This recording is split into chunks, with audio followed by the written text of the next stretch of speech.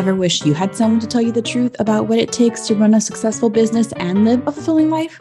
Well, amiguita, you've come to the right place. So grab your favorite cafecito or cocktail, your courage, and let's get to work. I'm Jenna Saborges, a therapist, business strategist, mindset coach for entrepreneurs, and a feisty Latina from Miami. And I'm determined to teach you the exact tools you need to stop settling and start kicking some serious derriere. What do you say? Are you in? Then let's get started.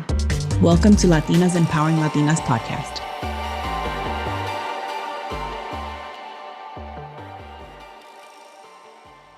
Today, I want to welcome Christine Braneli. She is an honorary Latina.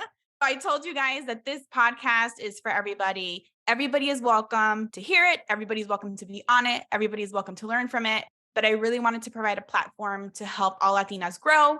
And I am bringing Christine here to show up for us. She is a chiropractor and former beauty salon owner turned image consultant. And she is here to answer a lot of the questions that most of us have in business right when we're starting off and then kind of when we're growing too. Christine, thank you so much for joining us today. Thank you for having me. I love being here. Oh, thank you. Thank you.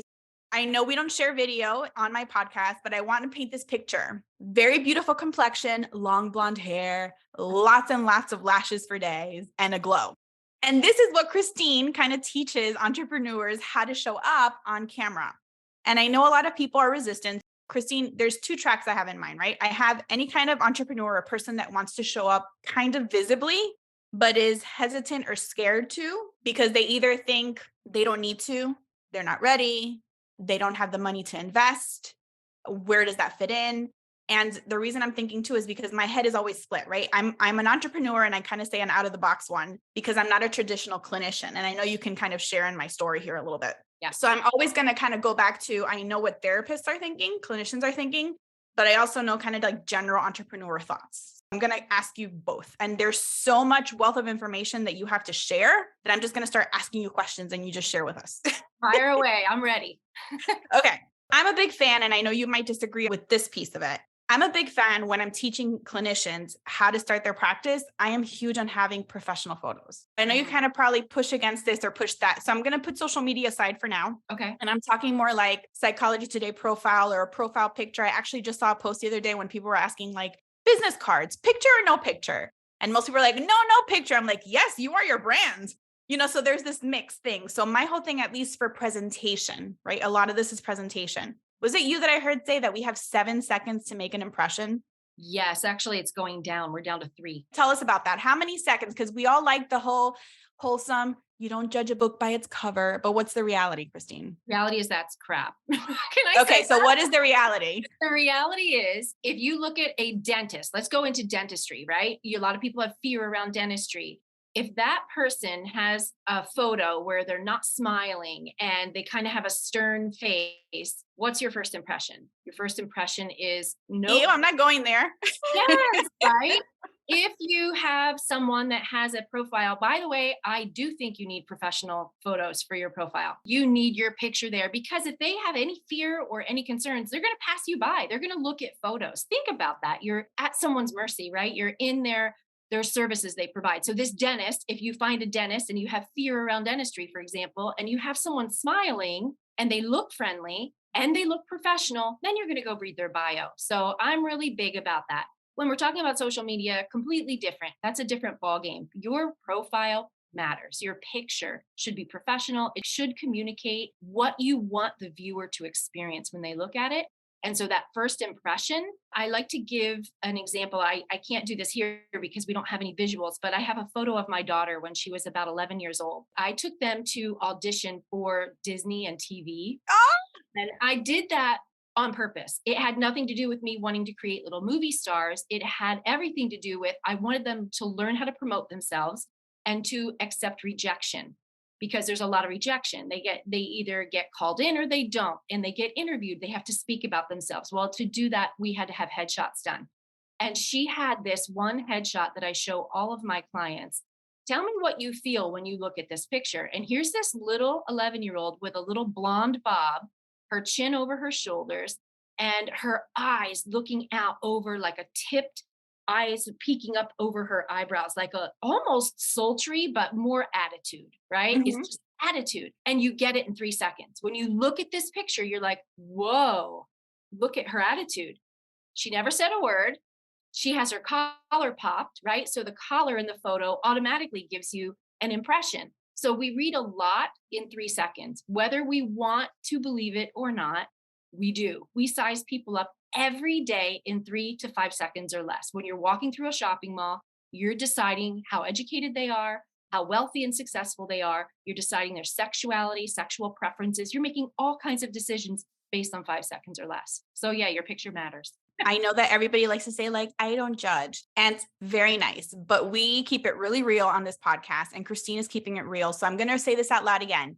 You have 3 seconds to make an impression on your potential customers. You have 3 seconds to stand apart from everybody else. You said something. You said to make them communicate what you want them to feel. Is that Yes. what you said? Can you say that again in your words? I'm using a static photo, right? Because you were saying like your Psychology Today profile, or maybe your headshot on a business card. What do you want the person who picks up that business card or finds you in an online directory? What do you want them to feel and experience when they look at your picture? I love this. Okay, so I'm going to use myself. I'm going to say I want them to see a person that's confident, that can lead them to confident, that's going to hold them accountable, but that is strong yet comforting and nurturing. Great. So you're going to want to smile. Definitely not going to want to tip your head. Tipping your Okay. head like cutesy, and that does not display confidence. Okay. And the outfit that you're wearing, the colors that you're wearing, the background in the photo, all will communicate those things. And those all play a role in how we perceive you as confident yet approachable. I'm going to keep switching in my mind, right? Back and forth to therapist. I've lost count of the amount of individuals right when Psychology Today wasn't really like doing photos completely. Like a lot of people didn't have photos on them, or like not professional photos. And I don't know how many people said, I called you because you were the warmest looking person. You had the warmest picture. Like you looked the most Yes. welcoming. Thank you. That was my goal. People say the same thing when they walk in my office. Oh, this is so comfortable. It's that sensation. Like, how do you want to feel? How do you want to be received? And that's what I hear you saying about that photo. 100%. You need to create the experience you want the viewer to have in your picture. And if you have a good photographer and you have a good, if you need help, if you have somebody that can help you get there, that's the secret sauce. If you don't know, the photographer should be able to help you with that. Next big question, the next resistance I usually get. Either I don't have the money now, I'll give you two, you can pick which one you want to start with, or I need to lose weight first. Either I don't have pictures or they're dated, but I need to lose weight first. You're What do you tell right those in people? this is what I know. Okay, wait, I'm going to add a clause to you because I know you work on something here. My clause is, but they need to get them done in like the next 2 weeks. So there's no time to like make any huge life changes, like, because I know you're into the health changes, but I'm like, we're working with a small window. What do you say? Okay. Let's start with the weight first, because that is the number one. It's usually not the money, right? Like we can cough up the money for something we really want. If we really want it, we'll figure it out. I love the way you just like address that. Boom. Yeah. If you want the money, you're going to figure it out. You're going to figure it out. But the weight is, over 88% of American, or not just American, North American women struggle with body image. Being on camera is the thing. What we do in 2 weeks window, this is what you want to do. First of all, you want to find clothing that is going to complement your figure. And don't just wear black because it's slimming, right? You have to know what colors are going to pull out your glow. So you just went to my next question. Okay, go ahead. I was like, how do you pick your colors? Yeah, we can get to that. And most of the time in headshots, if we're talking headshots, it's not full body, but we still struggle because maybe we have a double chin, or we don't like, it's not our face, or we feel I'm in this phase now. I'm in my 50s and my face is falling, right? I'm like, people, she does not look anywhere near 50, by the way. Thank you. But I get that. Like you just go in the mirror, like, what happened? This is not my jawline. There are different things you can do. One, after you decide what you're going to wear, the next thing you're going to do is cut out all alcohol 2 weeks before you take this picture. You're going to do your own selfie and you're going to drop booze. Why? It causes bloating. It causes uneven skin tone. It causes weight gain. Get rid of it just for 2 weeks. Not even one glass of wine. Eliminate it. The second thing you're going to do is pass on the chips and salsa, pass on the chips, pass on the pretzels. All salty foods cause bloating. So if you want to have a quick win, those are easy things that don't cost you anything. They're going to give you a big ROI. because you're going to look so much better in 2 weeks. Your clothes are actually going to fit better. Then you're going to set up a camera to be able to take a selfie that is flattering, because now your skin is more glowy. You know what you're going to wear. And you want to, if you're going to use your phone, you want to make sure that you're looking in the camera lens and have that camera lens slightly above eye level and slightly tipped down. That is where most people make a mistake. Not so high that it looks like somebody stood on a chair and took your picture, because people know that trick and they're like, what the heck are they doing? You don't need it that high, but just slightly above eye level, and then tip it downward, because that's where it's flattering, where you look a little smaller than you are. Actually, I know people on dating sites that do this so that they look so much thinner than they are. And then these people meet them in person, and like, that is not what their picture looked like. That's how well it works. So tip that camera down a little bit. So what I hear you saying, and I'm going to go back to, like, let's say we book a professional photographer, right? We find the money, we get the umph. We're like, we're doing this. We heard Christine talk. What do you tell them about, it's just a hard question, right? Like, not how to feel about your weight, but how to change the mindset around your pictures and weight. Why it's better to take them now instead of waiting, not to have those professional upgraded pictures, like branding photos, let's say. Sure. Why not wait? Why not wait? Because we need these pictures now. Why now? We need to show up for our audience, because the longer we postpone that, people are going to keep passing you by and looking for someone else that's going to show up, someone who's Christine, so unapologetic. good. Here's the thing with this, and I did a whole year of work with body image because my daughter has had anorexia. So then I went into, this is off subject, but I went into my own counseling, realized I had body dysmorphia. I'm the girl that hid in the back row. When I was a size 2, size 4, I still hid in the back row of a group photo and popped my head out. So it doesn't matter what size you are, that body image thing is holding you up. And you can be body positive and say, I love the body I'm in, but I want to improve it. It's okay to give yourself space. And even if you want to even make that an issue, maybe if you're in the healthcare space, you can say, I'm going on a health journey, but this is me now. And this body has brought me to you. This body, I'm proud of her. She's taken me through a lot in life. There's so much mindset to go into that. So you need to just accept where you are and say, this is me now. And I can't wait to see these photos in 6 months, in 1 year. Yes.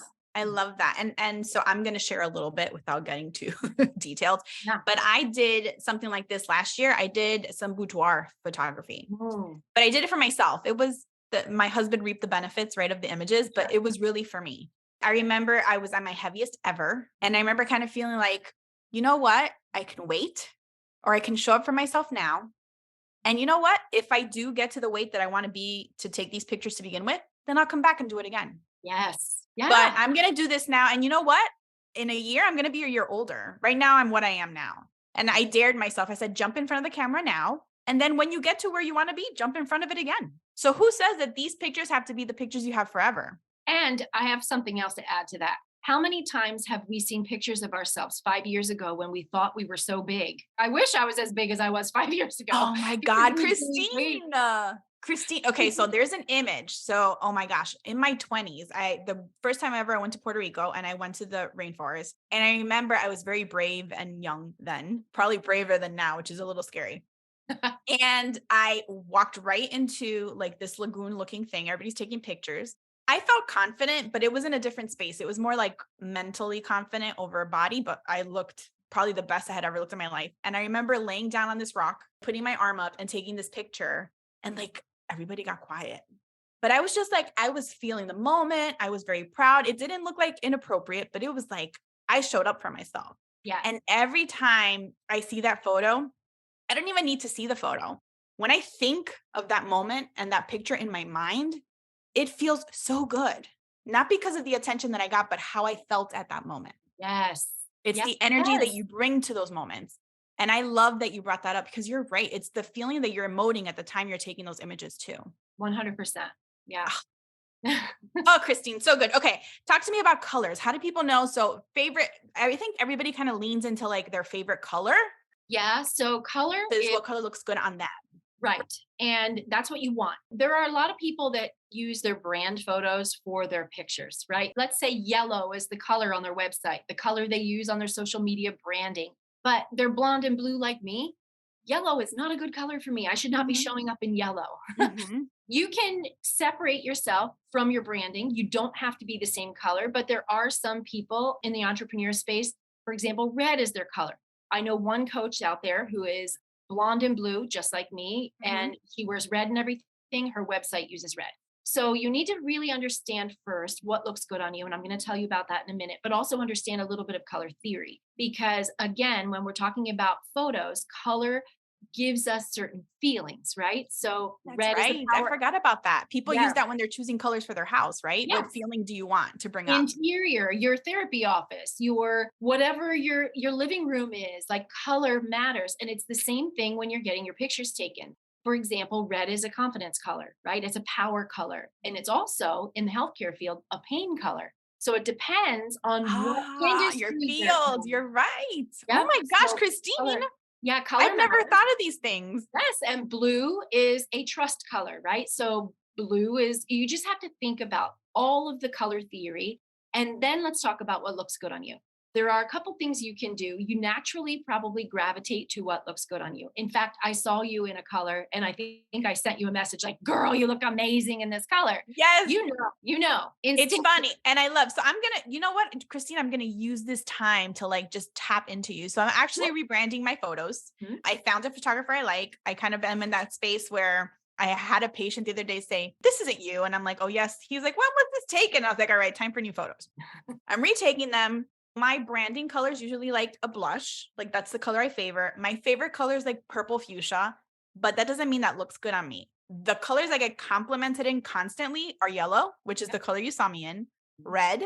I guess it's my complexion. What other colors should I tap into Yes. for like everything that I've already shown, just like empowering Latinas, empowering women, like all this stuff? Talk to me. Yes. Okay.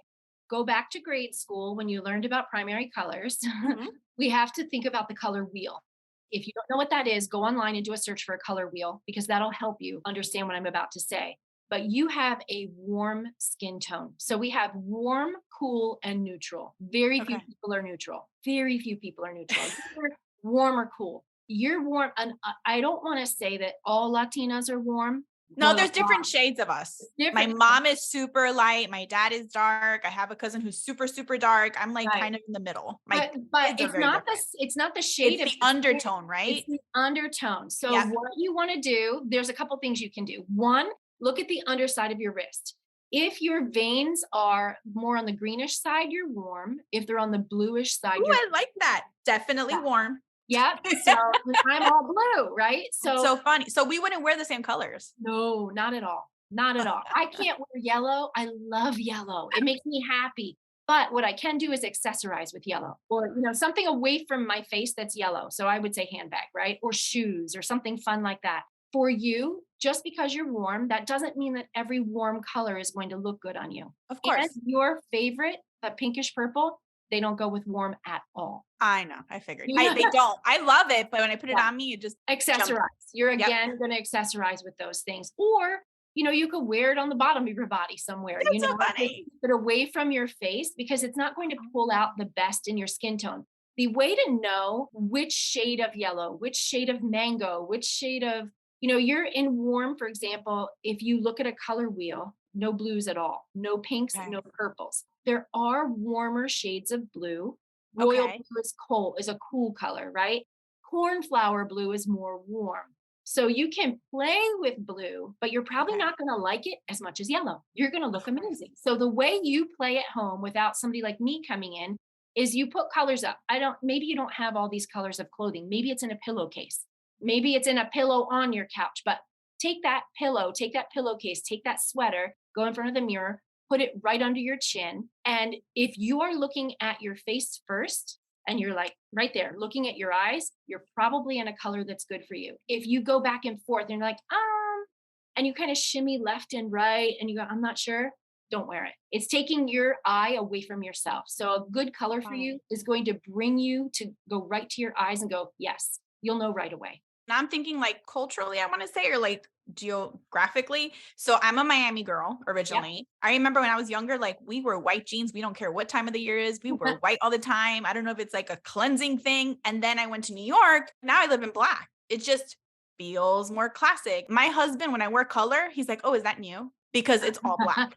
Yeah. So then what do you do with somebody like me who's between like the roots are in white and it's all black, but I have a feeling they probably don't go in my color wheel or whatever it is that I want to project. So what do you do with the white black thing that most people like to do?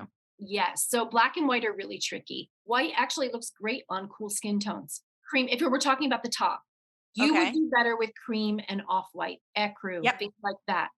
Pure white, not good for you. You're just not going to glow the same. Oh my gosh. When I was picking my wedding dress, this Yep. is such a good conversation. I remember I'm like, I want white, I want white, I want white. And I put it on and I looked horrible.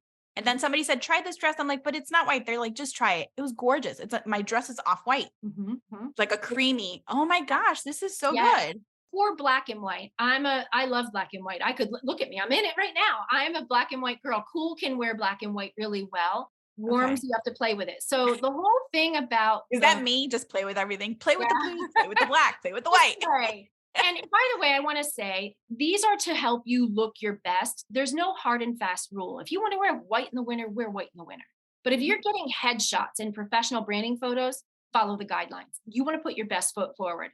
When you're off camera and you're just living your life, don't worry about it. Do what you want to do. We're talking about showing up as an entrepreneur, showing up as a professional. That's when you want to apply these guidelines. So this is like, I want to get that off because I know a lot of people come out and go, wear what you want. Yes, wear what Mhm. you want. We're talking about when you want to look your best, right? I was Sorry. just going to say, we also, if you're doing branding photos where it's full body, Mhm. we have a tendency to want to wear on the bottom something that's going to make us more look more slim. As you know, white jeans, you say you wear white all the time. White makes us look bigger. Black makes us look smaller. That doesn't come into play unless you know your body shape. If you know that you're more triangular in shape and you have wider hips and smaller shoulders, then you want to minimize, you want to bring balance to your body. So if you're getting headshots done with a professional photographer, you're not doing this yourself, you want to bring harmony, not contrast.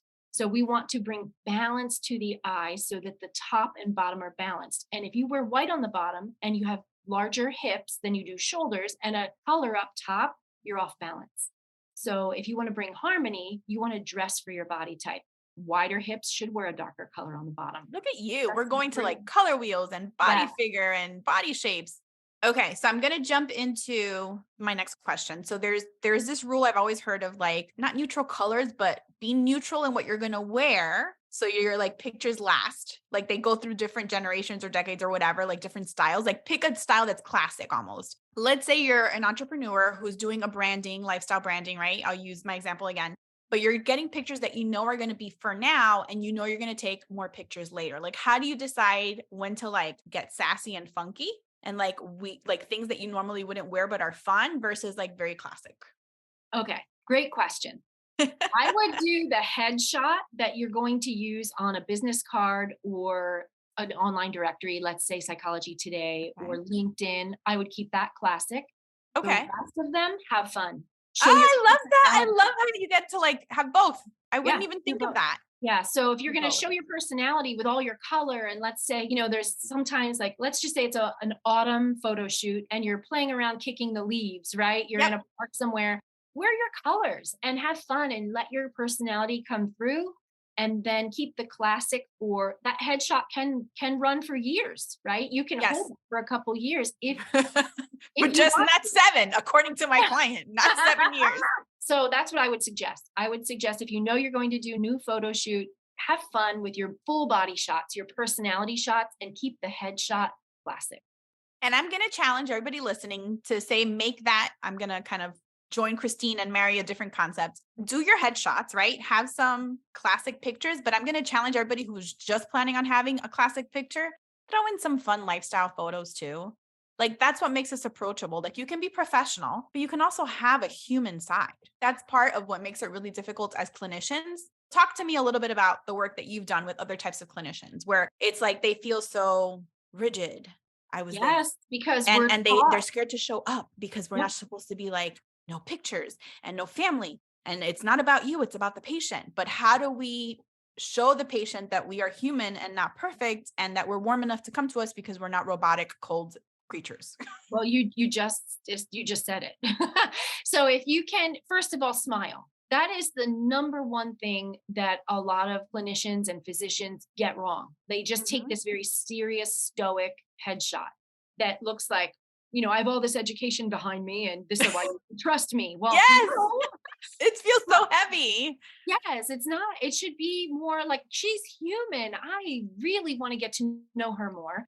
Just in your headshot, your smile and your eyes, those two things. Now, I don't know if you've ever heard smile with your eyes, but you can. That's something I can't describe in a podcast. I can show it visually, but you can smile with your eyes as well. Well, There's like some, your daughter did in that headshot. yes. So your eyes can be super expressive and that will give you more personality. If you're afraid to show your personality in other photos, maybe just start with, I don't know, start with maybe showing yourself with a cup of coffee or something small like a prop that is part of your everyday life, but maybe it's not you twerking by the pool in Mexico, right? Like there's a In difference. between. But I Yeah. want to go back to the beginning of what you said, because I want to lay this out for everybody because they're not processing. So everybody come back to us if we've lost you. If you are trying to show up all knowledgeable and all professional and you do not smile in your picture, you do not look approachable. Yes. You have to look approachable. You're scaring people away. So grab a mug or smile. There's a little secret I teach my clients, and this one I can do on a podcast that's audio only. Because wherever you're listening to this, you're either in a car or in your house cleaning, get in front of a mirror, look in your rear view mirror at a stoplight, and do a smile, like just a say cheese. Don't do that. Cheese is not the best smile. That's an awful smile, actually. It's fake. Your eyes aren't in it. But I learned this from a photographer where I did my own photo shoots here in Seattle. He's done amazing photo shoots with people like Cindy Crawford, and he's just incredible. And he taught me this, so I can't take credit. But he said, when you're smiling, have your mouth open and say really small, hey, hey, like you're getting ready to, like maybe a little flirtatious, right? So look in the mirror and go, hey, and your eyes Oh, look that's so cute. differently. You'll notice when you say hey in a few different ways, like you can go, hey, or you can go, hey, or whatever you want that person looking at your photo to experience, that's how you say hey. You know that everybody listening to this right now is saying, hey, right? And Yeah, looking for a mirror. it's true. This It is works. great. And if you don't like your teeth, because I know a ton of women that won't smile because they don't like their teeth, they're I didn't very think of self that. Okay. conscious. Hmm. You need to practice smiling with your mouth closed, like different angles. Find your good side. Use your eyes to smile. You can also open your lips just a little bit where it's not a full showing all of your pearly whites, but you can still do the hey and have a little smile. Actually, models use this all the time, but that's more of a sexy look. So it depends on what Hmm. industry you're in. But you have to also remember if it's your teeth that are holding you back from smiling, you have to practice smiling with a closed mouth. And that's a very beautiful smile until you get to the place where you ever want to fix your teeth or whatever, if you're not going to. Find your good side and practice. Use your eyes more than your smile if that's the case for you. I love that you're giving tangible things that people can do right now without having to like spend money, right? Yeah. You're saying you don't have time or you don't like your teeth. Okay. I thought you were going to say like whiten them or go to the doctor. And you're like, no, just practice with your mouth closed. Yeah. I love that you're giving these practical tips. Christine, I want to wrap up this segment for now, but I am already going to ask you, will you come back and talk to us about doing social media? Yes, I would love Showing to. up on social media. Okay. So we're going to leave that for a different day. Thank you so much. But I want you to tell everybody, please, what is it that you specialize in and how can people find you? Oh, thank you so much. Of course. I specialize in helping women feel confident on camera. Can you tell? Um, Well, oh my gosh, all this information. I can't even imagine that there's more. So much Yes, already. there's so much. There's so much Oh, that I love to share because I feel like a woman who feels beautiful is powerful. When we are stepping into our power, we set better boundaries, we make better decisions, we move with clarity and purpose. I love this. It's one of my favorite things I do. I spend most of my time on Instagram, so you can find me on Instagram with my name at Christine Braneli. I also am on Facebook, TikTok, all of the things, but Instagram is where you can find me, and my DMs are always open. You can reach me there. Oh, thank you so much, Christine. So I will make sure to put that in the show notes. So you can go ahead and go to latinasempoweringLatinas.com/11 for episode 11. And I'll make sure to have all of Christine's information there and how you can work with her. And I will also tag in your Instagram account, Christine. Thank you Perfect. so much. Oh my God, this was so much fun. And I learned so much. I feel like I kind of like took from you. It was so good. Love it. Thank you so much for having me. Oh, thank you, Christine. Bye. Until next time.